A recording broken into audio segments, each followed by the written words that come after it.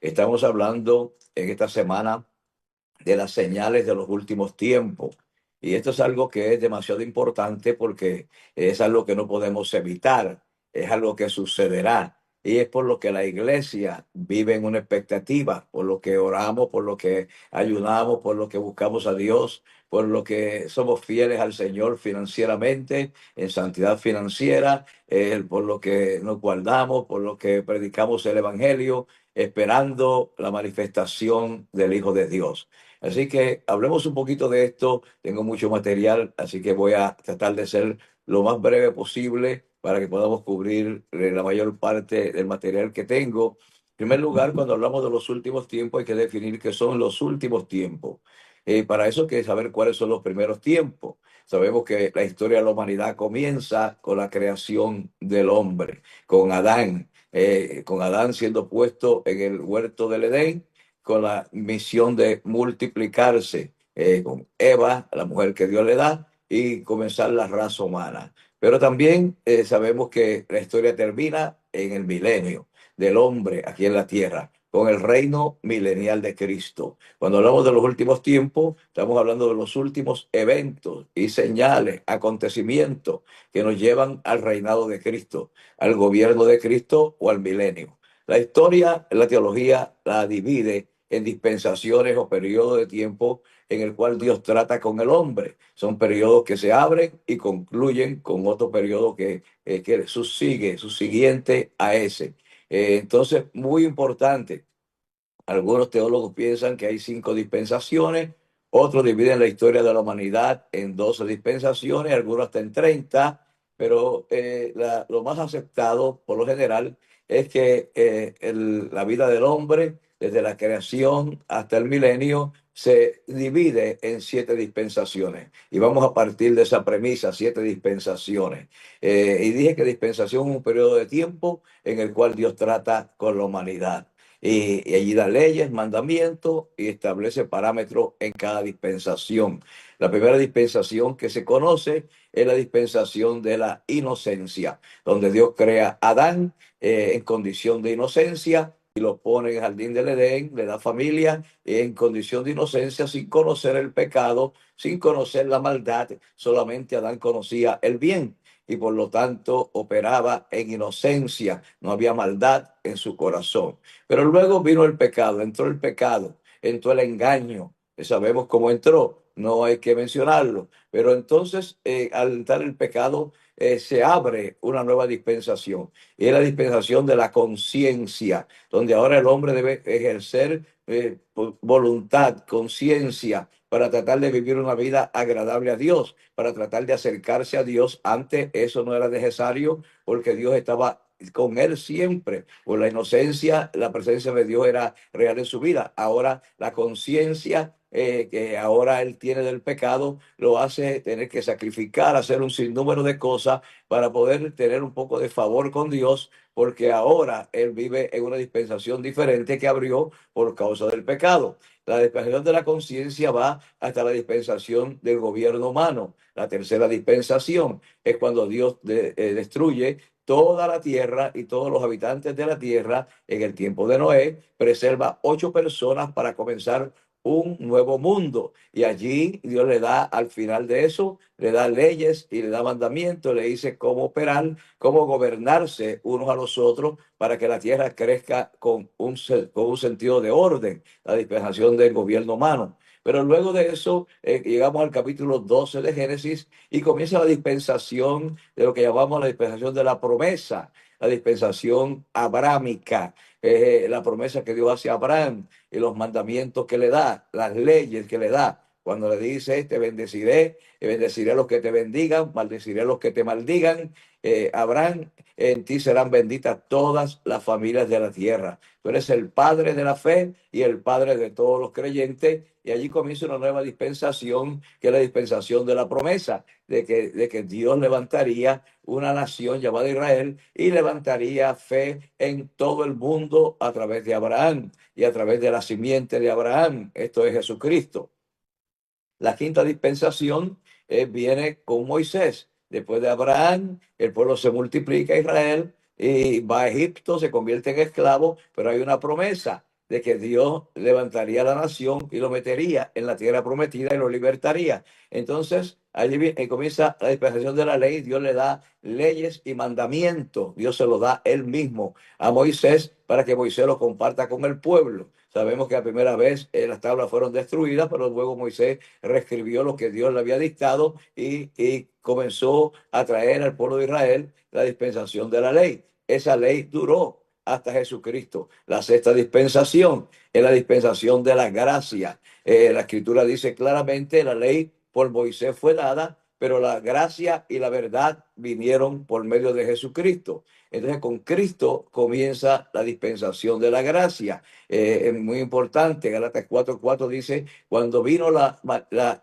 manifestación de los tiempos, cuando vino el cumplimiento de los tiempos, Dios envió a su Hijo, nacido bajo la ley, nacido de mujer, para que redimiese a los que estaban bajo la ley. Entonces, ahora vivimos en la dispensación de la gracia hace 2000 años que estamos en esa dispensación y sabemos que pronto se cerrará la dispensación de la gracia. Por eso, si tú me oyes y no eres creyente, tienes que correr de inmediato al Calvario, correr a la salvación, pedir perdón por tus pecados, entrar en la redención de la gracia, porque un día se cerrará y nadie podrá ser salvo, porque hasta el día de hoy el Espíritu Santo está en la tierra, en la dispensación de la gracia, para traer convicción de pecado, para añadir el número de los redimidos, pero luego el Espíritu Santo será removido y nadie podrá ser salvo. Entonces es importante, la gracia es la última oportunidad, la última parada del hombre para que el hombre pueda retornar a Dios sin consecuencias graves eternas. Entonces, muy importante. Pero hay una dispensación más. Y después de la gracia, la venida del Señor y todas estas cosas, vendrá para establecer la última dispensación y es la dispensación del reino de Dios. Cristo predicó el evangelio del reino, anunció que aunque la gracia y la verdad vinieron con él, la meta era establecer el reino. Primero lo estableció espiritualmente cuando vino a la tierra, pero veremos la dispensación del reino cuando Cristo establezca su gobierno milenial, donde reinará sobre todas las naciones de la tierra por 1000 años. Él será el rey de reyes y señor de señores. Y nosotros, su pueblo, reinaremos con él 1000 años. Entonces estamos en la dispensación hoy de la gracia que comienza con la muerte de Cristo en el Calvario y termina con el arrebatamiento de la iglesia. Entonces, hablemos de eso.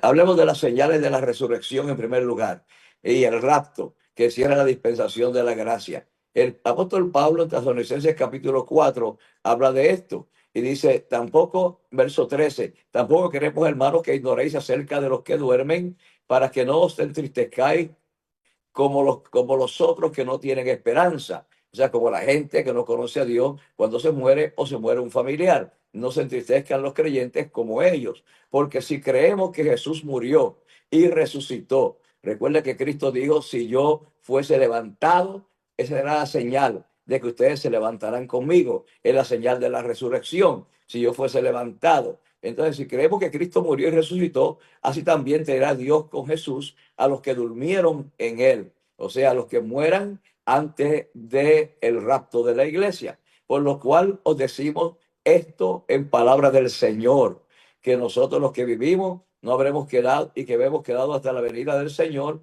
no precederemos a los que durmieron. O sea, no le llevaremos ventaja a los que durmieron por el hecho de que vino el rapto y estábamos con vida, sino que los que durmieron siempre irán delante, porque el Señor mismo con voz de mando, con voz de arcángel y con voz de trompeta de Dios descenderá del cielo. Y los muertos en Cristo resucitarán primero. Esta trompeta no la irá la gente de la tierra, no la van a oír los pecadores, no la va a oír nadie que no sea parte de la redención. Para ellos la trompeta no existe, solo la oirán los muertos que están en las tumbas y se levantarán. Y aquellos que seremos entonces transformados, también oiremos la trompeta del Señor cuando Él venga a arrebatar su iglesia, lo que nosotros llamamos el rapto de la iglesia. El verso 17 dice, luego nosotros los que vivimos, los que hayamos quedado, seremos arrebatados juntamente con ellos en las nubes para recibir al Señor en el aire. Así estaremos para siempre con el Señor, estaremos con Él para siempre. Por tanto, alentaos los unos a los otros con estas palabras. Esta es la primera señal, la señal de la resurrección. La segunda señal es la señal de la naturaleza, muy importante. La Biblia señala que la tierra gime y aún está con dolores de parto, esperando la redención de los hijos de los hombres. ¿Qué significa esto? Significa que Dios maldijo la tierra por causa del hombre y su pecado. Cuando el hombre pecó, la tierra fue maldita, por lo tanto, se redujo su capacidad de ayudar al hombre, se redujo su capacidad de dar su fruto al 100%. Se redujo su capacidad de guardar al hombre en paz, sin desastres naturales, sin tormenta, sin terremotos, sin maremotos, sin tsunami, sin ninguna de estas cosas. La tierra estaba totalmente limpia, trabajando en favor del hombre, pero el pecado del hombre entonces afectó la tierra. En Génesis 3:17, Dios le dice a Adán, al hombre, y al hombre dijo: por cuanto obedeciste la voz de tu mujer y comiste del árbol que te mandé diciendo, no comerás de él, porque fue Adán que Dios se lo mandó. Maldita será la tierra por tu causa. Note esto: maldita será la tierra por tu causa. Dios maldice la tierra por causa del hombre. Ahora con dolor comerás de ella todos los días de tu vida. Ya no será fácil y en la tierra te dé su fruto sola, que se riegue sola, que no tienes que trabajar con la tierra, que la tierra trabaja para ti.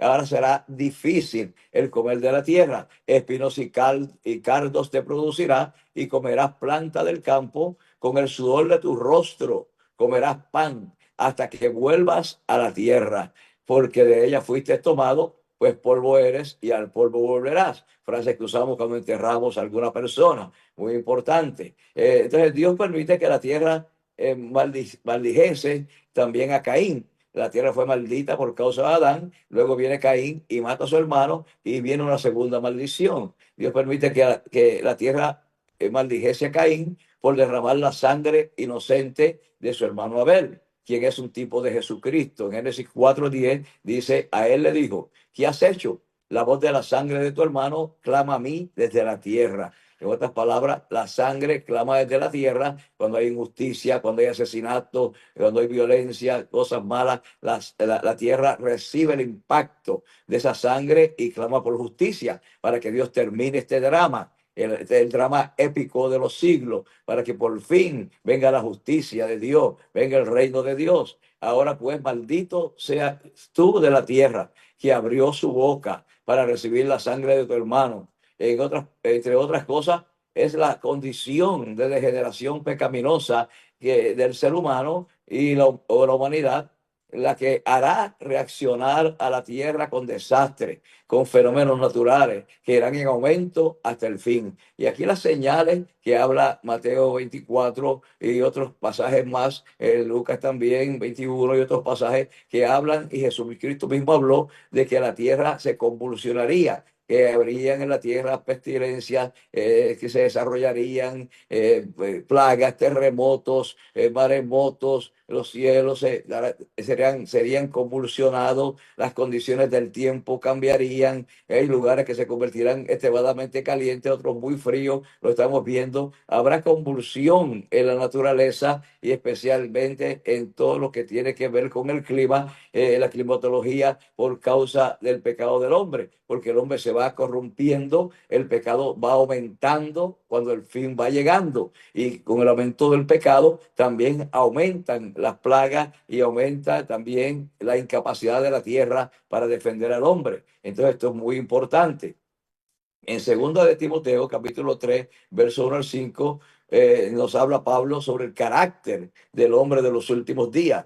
¿Cómo es que este hombre afectará al mundo? El carácter del hombre de los últimos días. Dice en primer lugar allí el verso 1 que en los últimos días vendrán tiempos peligrosos. La palabra que usa, la palabra griego chaperos, que significa como caminar en un campo minado o caminar en un lugar donde hay huecos, que están tapados, que están ocultos, con trampas abajo para matar lo que caiga allí. Entonces así será el tiempo del fin.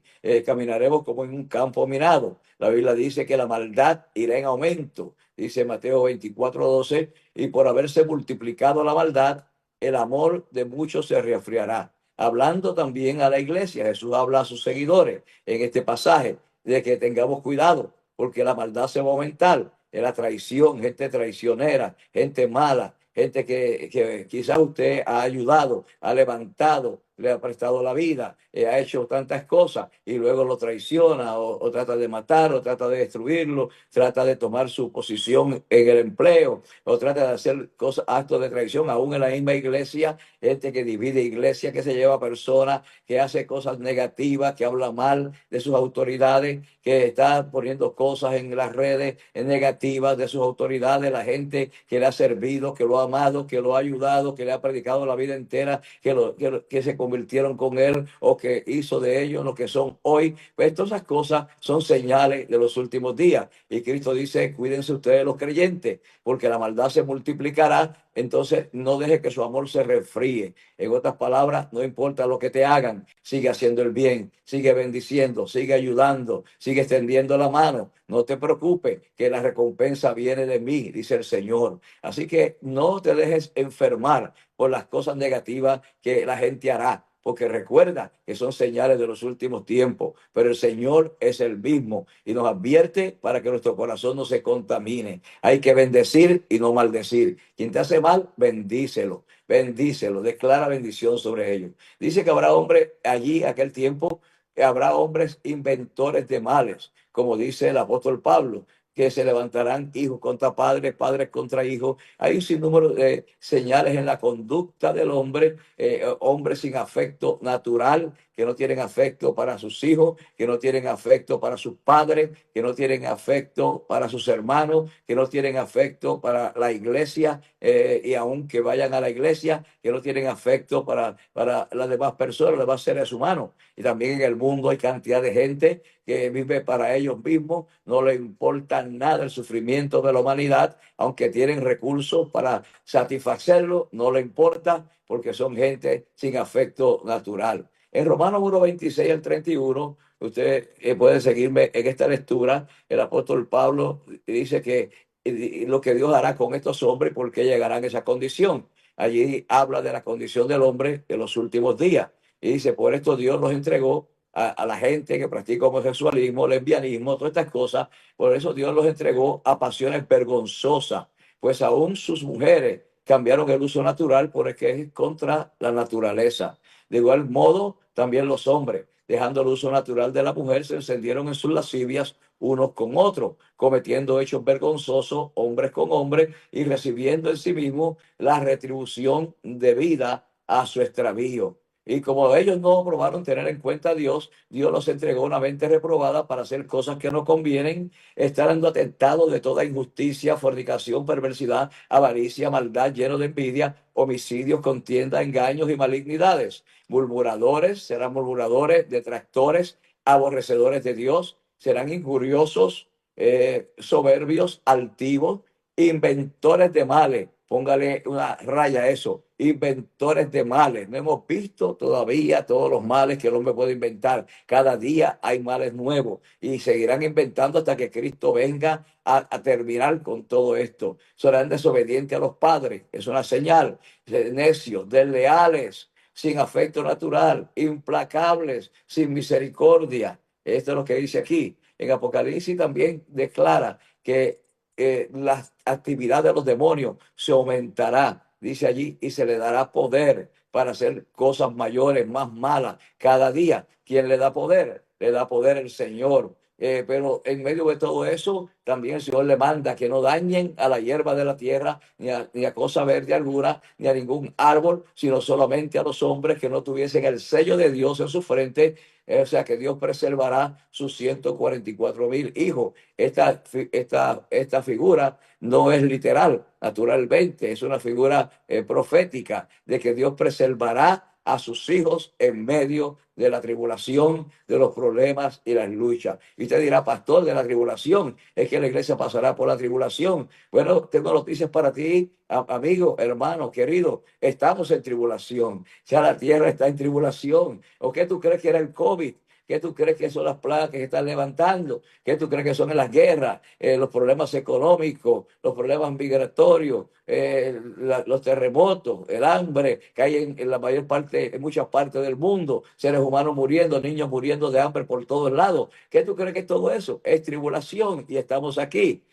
Así que no te sorprenda. Lo que sí yo creo es que la iglesia no pasará por la gran tribulación. Y la gran tribulación es diferente a la tribulación. Estos son días de primeros dolores, de los primeros dolores que están ya en la mujer, en la tierra, se están manifestando. Termino con esto porque mi tiempo está terminando, me quedan 2 minutos.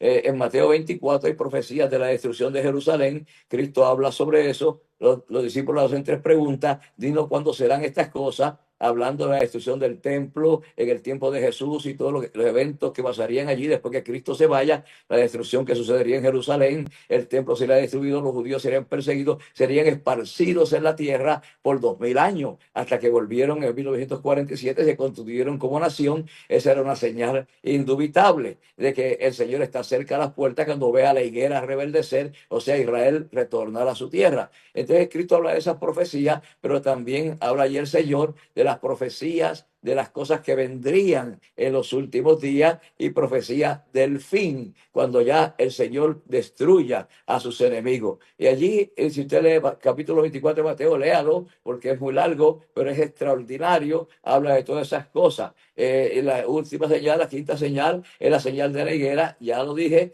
cuando la higuera rebeldezca, capítulo 24 de Mateo, verso 32, y luego viene una sexta señal y última, que es la señal del Hijo del Hombre. Está en Mateo 21, en Lucas 21, perdón, Marcos 13, Mateo 24. Entonces habrá señales en el sol, la luna y las estrellas, en la tierra angustia de la gente, confundida a causa del bramido del mar y de las olas. Todo lo que está pasando hoy, desfalleciendo el corazón de los hombres por la expectación de las cosas que sobrevendrán en la tierra. El corazón de los hombres, enfermedades del corazón, que hoy son la primera causa de muerte en el mundo, porque las potencias de los cielos serán conmovidas. Entonces verán al Hijo del Hombre, que vendrá en una nube con poder y gran gloria. Y cuando estas cosas comiencen a suceder, dice aquí, erguíos, levantar la cabeza, porque vuestra redención está cerca. Aquí habla de 2 eventos. Primero es el rapto. Nadie sabrá del rapto, excepto los que están siendo raptados. Será silencioso. Y luego será la aparición del Jesús visible en una nube, como los ángeles, como los discípulos lo vieron ir, y los ángeles testificaron de eso. Vendrá entonces el Señor visible. Termino diciendo que todas estas cosas el Señor las hace para que nosotros, y las dice, y las de antemano nos deja saber para que estemos apercibidos, para que vivamos del pecado, la maldad, para que hagamos la obra del Señor, para que nos dediquemos al reino de Dios, para que dejemos de estar en pleito, en contienda, en envidia, en maldad, y que seamos fieles al llamado de Dios, que nos dediquemos al Señor y a su reino, hasta que Cristo venga, porque el Señor dice, bienaventurado es el siervo, que cuando su Señor regrese, lo encuentre haciendo así. Así que cuídate, cuida tu corazón y espera al Señor, porque vendrá, seguro que vendrá. La iglesia lo está esperando y pronto aparecerá. Te bendigo en el nombre del Señor.